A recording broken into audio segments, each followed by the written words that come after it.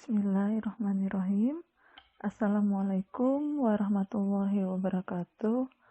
Selamat pagi anak-anak hebat Bunda, siswa dan siswi kelas 7 SMP Terbuka Negeri 5 Medan dimanapun kalian berada. Ucapan syukur Alhamdulillah kepada Allah Subhanahu wa Ta'ala, Tuhan yang Maha Esa, di mana kita masih diberikan umur dan kesempatan sehingga kita bisa dan dapat melaksanakan pembelajaran kita yang bertepatan pada pertemuan ke-11 untuk bidang studi IPS. Tetap semangat dan jaga kesehatan selalu.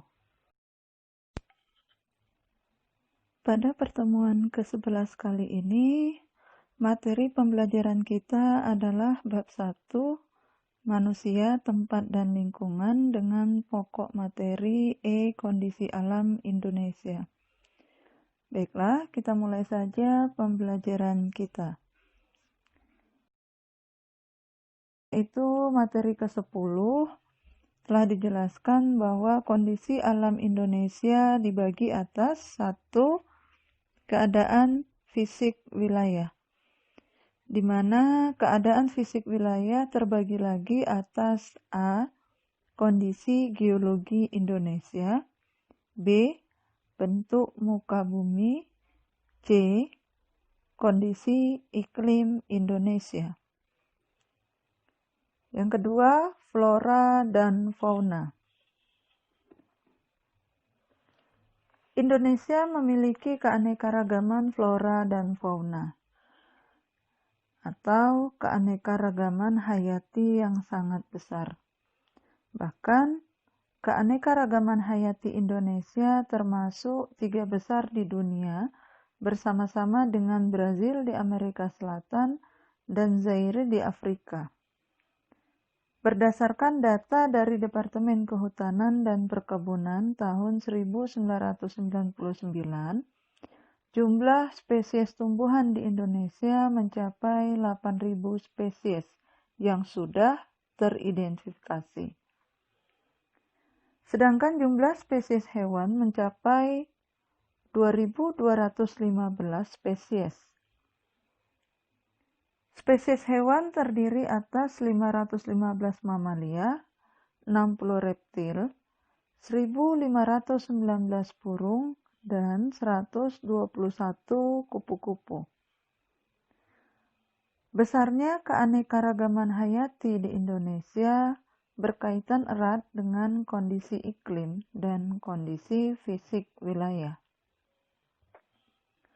Suhu dan curah hujan yang besar memungkinkan tumbuhnya beragam jenis tumbuhan. Mengapa demikian? Tumbuhan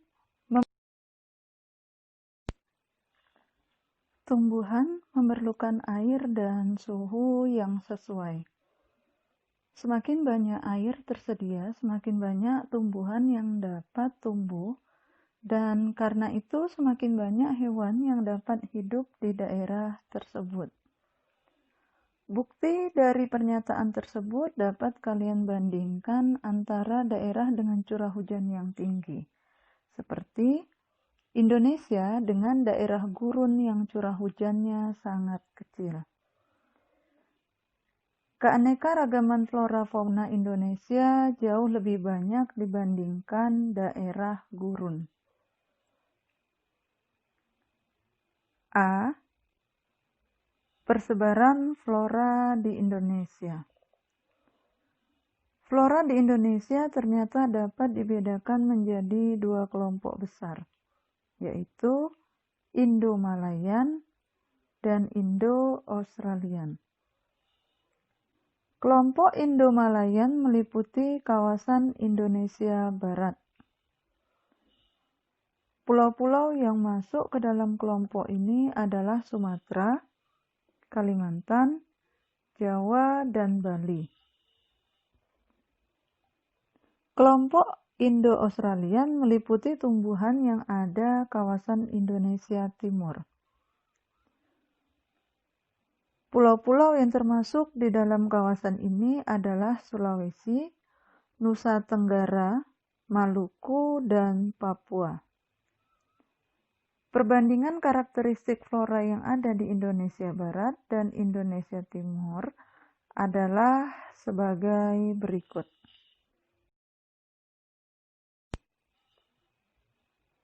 Berbagai jenis flora tersebut telah dimanfaatkan untuk memenuhi kebutuhan manusia, baik sebagai bahan furniture, bahan bangunan, bahan makanan, dan lain-lain. Sebagai contoh, rotan banyak dimanfaatkan sebagai bahan utama pembuatan kursi, meja, dan perabotan rumah tangga lainnya. Berbagai jenis kerajinan dihasilkan dengan memanfaatkan bahan dari rotan. Sentra penghasil produk kerajinan tersebut banyak berkembang di daerah-daerah tertentu, misalnya di Cirebon dan daerah lainnya di Pulau Jawa.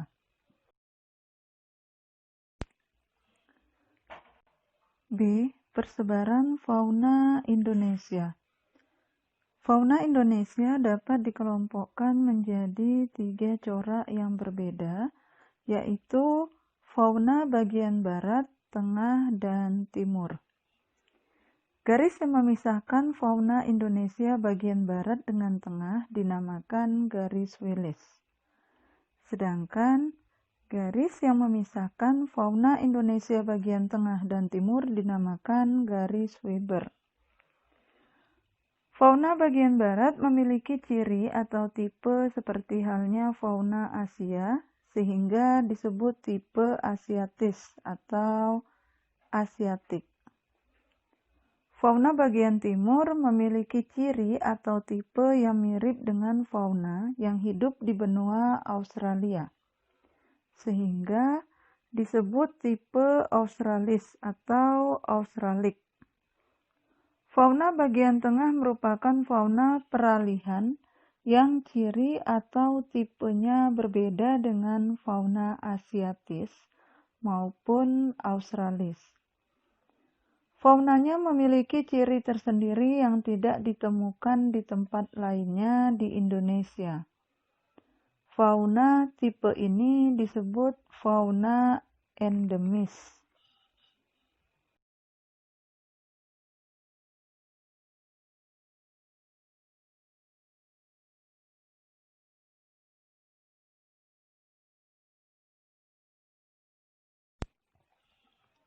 Satu, fauna Indonesia bagian barat.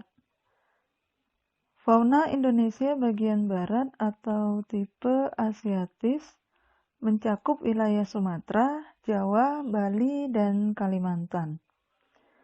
Mamalia berukuran besar banyak ditemui di wilayah ini seperti gajah, macan, tapir, badak bercula satu, banteng, kerbau, rusa, babi hutan, orang hutan, monyet, bekantan, dan lain-lain.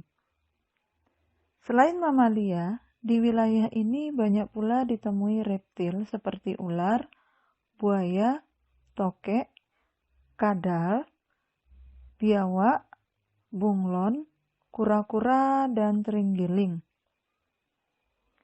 Berbagai jenis burung yang dapat ditemui diantaranya burung hantu, gagak, jalak, elang, merak, kutilang, dan berbagai macam unggas.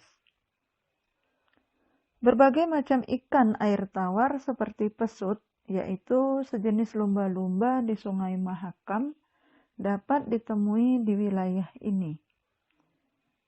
Perhatikan gambar di bawah ini yang merupakan contoh fauna Indonesia bagian barat.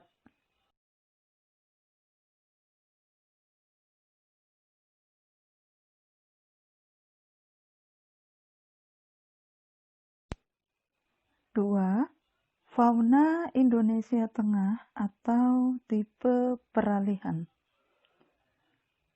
Wilayah fauna Indonesia Tengah atau disebut pula wilayah fauna Kepulauan Willis mencakup Sulawesi, Maluku, Timur, dan Nusa Tenggara, serta sejumlah pulau-pulau kecil di sekitar pulau-pulau tersebut. Fauna yang menghuni wilayah ini antara lain babi rusa, anoa, ikan duyung, kuskus, monyet hitam, kuda, sapi, monyet sabah, beruang, tarsius, sapi, dan banteng. Selain itu terdapat pula reptil, amfibia, dan berbagai jenis burung. Reptil yang terdapat di daerah ini diantaranya adalah biawak, komodo, buaya, dan ular. Berbagai macam burung yang terdapat di wilayah ini diantaranya maleo, burung dewata, mandar, raja udang, rangkong, dan kakak tua nuri. Berikut ini gambar contoh fauna Indonesia bagian tengah.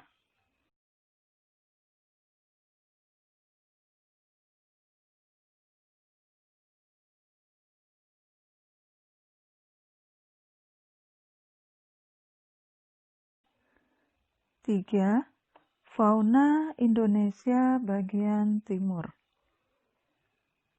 Fauna Indonesia bagian timur atau disebut juga dengan tipe Australik tersebar di wilayah Papua, Halmahera, dan Kepulauan Aru.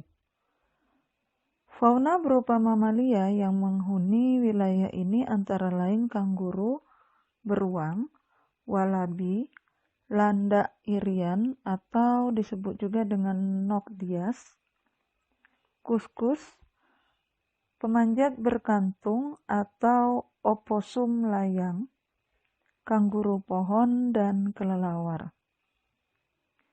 Di wilayah ini tidak ditemukan kera. Di samping mamalia tersebut, terdapat pula reptil seperti biawak, buaya, ular, dan kadal.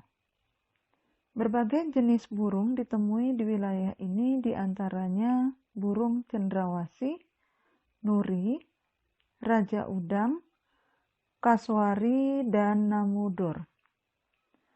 Jenis ikan air tawar yang ada relatif sedikit.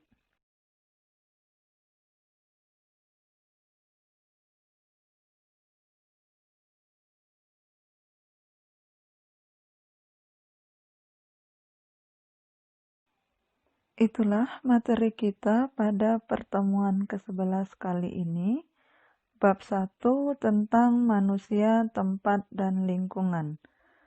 Dengan pokok materi kondisi alam Indonesia. Sekarang, ada beberapa pertanyaan yang harus kalian jawab, diantaranya adalah 1. Berapakah jumlah spesies tumbuhan dan hewan berdasarkan data dari Departemen Kehutanan dan Perkebunan tahun 1999? Pertanyaan kedua, mengapa suhu dan curah hujan yang besar memungkinkan tumbuhnya beragam jenis tumbuhan? Pertanyaan ketiga, coba kamu tuliskan pulau-pulau yang masuk dalam kelompok Indo-Malayan. Pertanyaan keempat, tuliskan pengertian garis Willis dan pengertian garis Weber. Dan pertanyaan yang kelima, tuliskan jenis fauna yang terdapat di Indonesia bagian barat.